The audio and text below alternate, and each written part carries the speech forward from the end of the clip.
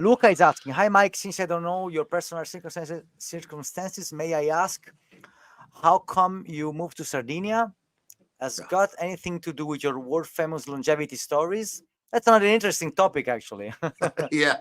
Yeah. Well, Sardinia is a blue zone, right? So people here live over 100 years old, right? They say that, yeah. Yeah. So I think, okay, I lived in Tuscany for 12 years.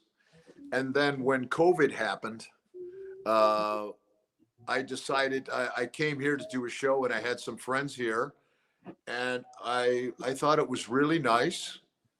And Sardinia is a very, what's the word I'm looking for?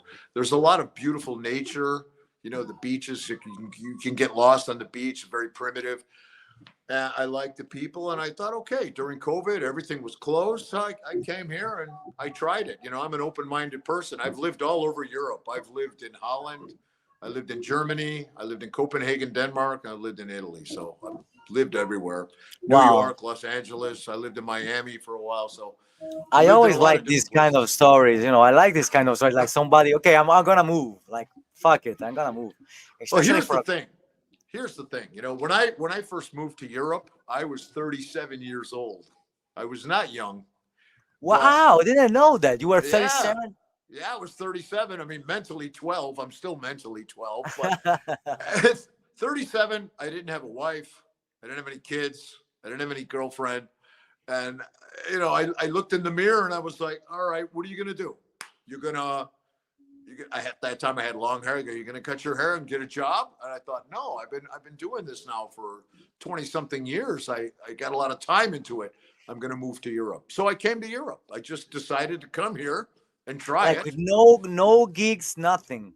Nothing. Just came here with a bag of cymbals, and I had this thing called the drum frame. I don't know if you ever saw that. That Yeah, drums on yeah, the yeah. I window. remember. Yeah, and it was funny because I remember I checked in at the Los Angeles International Airport, and I had this big hockey bag full of drum equipment, and I was flying in economy, and the lady goes, "That's really overweight. You can't fly with that in economy." So I put it on the scale. She weighed it, and she goes, "Oh, it's really heavy." I paid the overweight, and when I got on the plane, I had a business class seat. She upgraded me to business class. It was an airline called Citybird. They were from Belgium. It was a black plane. It was a really cool plane. It was a metal Anyway, plane. yeah, it was a heavy metal plane, and I ended up sitting in business class, and I was allowed. I had my cymbals, I had my drum frame, and some luggage, and I ended up in Holland Wow. for 1 year, and then I started working. I was actually